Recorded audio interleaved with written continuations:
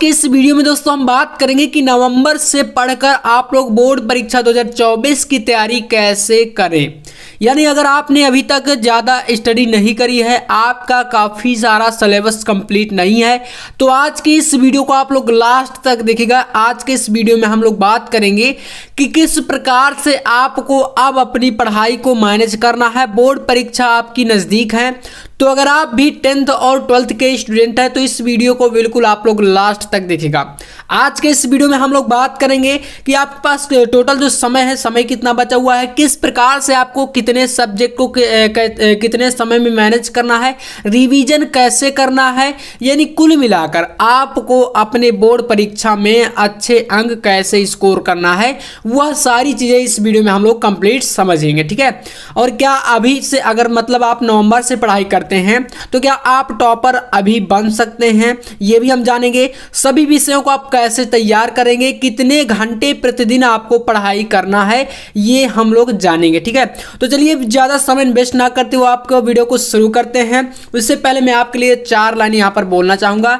तो चलिए देखते हैं। यहाँ पर देखिए, हर कामयाबी पर तुम्हारा नाम होगा। ठीक है दोस्तों, हर कामयाबी पर तुम्हारा नाम होगा, हर कदम पर तुमको सलाम होगा, डटकर करना सामना तुम मुश्किलों का, एक दिन वक्त भी तुम्हारा गुलाम होगा। जी हाँ दोस्तों, यही मोटिवेशन लेकर आपको अपनी पढ़ाई को करना है। अगर आज आप अपना टाइम वेस्ट नहीं करते हैं, मेहनत करते हैं, तो आपका रिजल्ट भी बहुत ही बेहतर आने वाला है। तो चलिए शुरू करते हैं। यहाँ पर सबसे पहले देखिए, आपका यहाँ पर बात करेंगे हम लोग कि हमारे पास जो टाइम है टोटल, ठीक है, नवंबर से हम लोग बात कर रहे हैं। ठीक है। जैसे कि मान के चलिए अक्टूबर तो आपका गया है ना, अब हम बात करेंगे नवंबर से। ठीक है।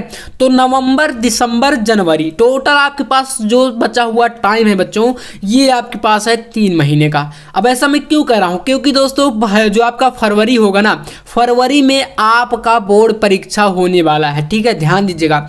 आप चाहे यूपी बोर्ड से हो, एमपी बोर्ड से हो, बिहार बोर्ड से, किसी भी स्टेट बोर्ड से हैं, तो देखिए जैसे एमपी बोर्ड की बात करें तो आपका लगभग मार्च में एग्जाम पहुंच जाते हैं, लेकिन शुरुआत लगभग फरवरी में ही आपकी होगी, चाहे आप जिस भी स्टेट बोर्ड से हों। और यूपी बोर्ड की खासकर बात करें तो फरवरी में आपका एग्जाम होना ही होना है। तो हमारे पास अगर इस हिसाब से देखें तो टाइम है हमारे पास 3 मंथ, है ना, नवंबर, दिसंबर, जनवरी। अब इन 3 महीनों में आपको किस प्रकार से देखना है कि सारे सब्जेक्ट तैयार हो जाए। जैसे 12th में बात करें तो हमारे हो गए Hindi, English, physics, chemistry, biology. अगर आपके पास बायोलॉजी नहीं है तो मैथमेटिक्स होगी, है ना। जैसे आप मैथ से हैं तो आपके पास मैथ होगी, बायोलॉजी से हैं तो आपके पास बायोलॉजी होगी। तो ये 5 सब्जेक्ट होते हैं। ठीक है, टोटल अगर हम 12th में बात करें, अभी इन 5 सब्जेक्ट को आपको तैयार करना है टोटल 3 मंथ में, 3 महीने में आपको 5 सब्जेक्ट तैयार करने हैं। तो चलिए देखते हैं किस प्रकार से हर एक सब्जेक्ट को मैनेज करेंगे, कैसे क्या तैयारी करेंगे, क्योंकि काफ़ी सारे बच्चों को जो है फिजिक्स और केमिस्ट्री में, इन 2 सब्जेक्ट में बहुत ही ज़्यादा प्रॉब्लम होती है और ऐसे कमेंट भी काफ़ी ज़्यादा आते हैं। ठीक है, क्योंकि मैं आपको ऑलरेडी इन 5 सब्जेक्ट की तैयारी जो है करा रहा हूँ इसी चैनल पर। तो देखिए यहाँ पर हम लोग बात करेंगे ऑल सब्जेक्ट की, अच्छे तरीके से समझेंगे। ठीक है। तो देखिए यहाँ पर अब सारे बच्चे ध्यान देंगे, 3 महीने का टाइम है, इसी में हमें रिवीजन करना है, इसी में हमें model paper, question paper previous year के सारे सॉल्व करने हैं, और इसी में आपको पाठ्यक्रम भी अपना पूरा करना है। तो अब ये सब कैसे होगा ये समझिए। देखिए आपको यहाँ पर क्या करना है, फर्स्ट पॉइंट, नवंबर लास्ट तक अपना सारा पाठ्यक्रम पूरा करा लेना है।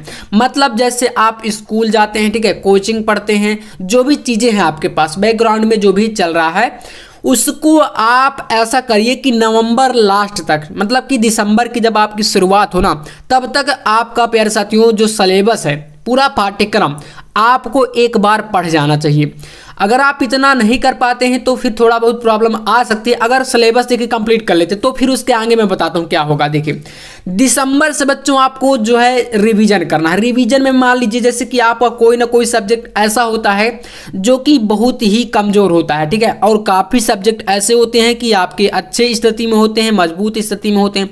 अब ये तो नहीं कह सकती कि सारे सब्जेक्ट आपके कमज़ोर होंगे। जैसे कि हिंदी मान लीजिए, हिंदी आपकी मजबूत होगी, इंग्लिश भी मजबूत हो सकती है ना, और फिजिक्स किसी की अच्छी है, किसी की केमिस्ट्री अच्छी नहीं। तो ऐसा होता है कि मतलब किसी सब्जेक्ट में आप अच्छे होंगे, किसी में थोड़ा बहुत वीक होंगे, तो मतलब सभी में तो नहीं होंगे। तो दिसंबर से देखिए क्या करना है, मैं आपको स्पेशली मैं बताऊंगा।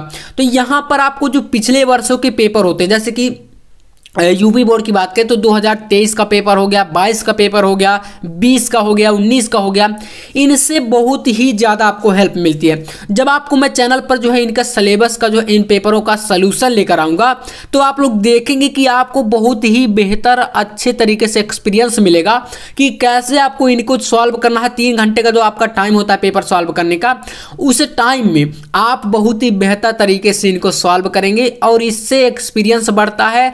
और लिखने की भी आपको प्रैक्टिस करना है। कभी कभी ऐसा किया करिए कि आप लोग बैठ करके 1-2 घंटे अच्छे से लिखने का आप ट्राई करिए कि क्वेश्चन पेपर आप सॉल्व करेंगे तो कितने समय में उसको कर पाएंगे। 3 घंटे का टाइम रहता है, ठीक है। तो यहाँ पर ये हो गया। और बात करें मॉडल पेपर की बच्चों, तो यूपी बोर्ड की अगर बात करें तो यूपी बोर्ड 2024 के लिए model paper official website UP MSP पर आ चुके हैं। तो वहाँ से आप लोग जाकर डाउनलोड कर लीजिए। अगर आपको नहीं मिल रहे हैं तो आप हमारे टेलीग्राम चैनल पर जाइए। टेलीग्राम चैनल का लिंक इस वीडियो को डिस्क्रिप्शन में मैं डाल दूंगा, तो वहाँ से आप लोग जाके उसको ज्वाइन कर लीजिएगा, ठीक है। और वहाँ पर ये सारी चीज़ें मिल जाती हैं, चाहे पेपर हो, चाहे मॉडल पेपर या प्रीवियस ईयर के पेपर, ठीक है।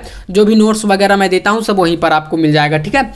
अब देखिए प्रत्येक विषय के बहुविकल्पीय प्रश्नों को जो है हमारे चैनल पर अब बहुत ही जल्दी आने वाले हैं। मैंने बताया था कि आपको ये जो ऑब्जेक्टिव क्वेश्चन है इनकी तैयारी मैं कराऊंगा और इनकी थोड़ी सी मैं जो है नोट्स बना रहा हूँ। मतलब इनके लिए क्या, जैसे कि हिंदी की बात करें, हिंदी में 10 नंबर का ऑब्जेक्टिव आएगा। इसी प्रकार से इंग्लिश में जो कुछ ग्रामर के क्वेश्चन होते हैं जो कि ऑब्जेक्टिव टाइप में आते हैं। फिजिक्स में बात करें तो ऑब्जेक्टिव आते ही आते हैं, केमिस्ट्री में भी आते हैं, बायोलॉजी में भी आते हैं, है ना। तो इन सब्जेक्ट पर मैं थोड़ा सा इनको अभी से पहले बना रहा था, ठीक है। जब आपके ये पूरे कंप्लीट हो जाएंगे, यानी कि हर एक सब्जेक्ट में, आप जैसे हिंदी की बात करें, मैंने बताया था कि 100 से 150 क्वेश्चन आपको पढ़ने हैं। तो उन ऑब्जेक्टिव को मैं चैनल पर आपको यहाँ पर अब लाने वाला हूँ। तो आप लोग अगर नए हैं तो सब्सक्राइब करके रखिएगा ताकि आपसे वीडियो मिस ना हो। तो इनकी टेंशन नहीं लेना कि ऑब्जेक्टिव को आपको कैसे तैयार करना है। अब देखिए बात करें यहाँ पर आपके टाइम टेबल की यार, है ना, क्योंकि यही इंपॉर्टेंट है। अब आपको बिल्कुल टाइम टेबल बना लेना है। टाइम टेबल के लिए आपको सुबह क्या पढ़ना है, शाम को क्या पढ़ना है, दोपहर को क्या चीज़ें पढ़नी है, तो वो समझिए। देखिए आप लोग अपने अनुसार इसको थोड़ा सा मैनेज करिएगा। लेकिन मैं जो आपको कहने वाला हूँ कि यहाँ पर आपके जो याद करने वाले सब्जेक्ट हैं, जिनको आप जैसे कि हिंदी के हो गए, जो थ्योरी होती है उनको आप थोड़ा बहुत याद करते हैं, तो उनको आप सुबह के टाइम पर आप अपना समय के अनुसार जिस भी टाइम पर आप जो है फ्री रहते हैं उसको मैनेज करते हैं। जैसे कोचिंग भी हो गया, उसको भी मैनेज करना है। तो ये याद करने वाले जो विषय होते हैं इनको सुबह के टाइम पर आप रखिए, ठीक है। आप अपना टाइम टेबल जब बनाएंगे तो उसको सुबह के टाइम में रखिए।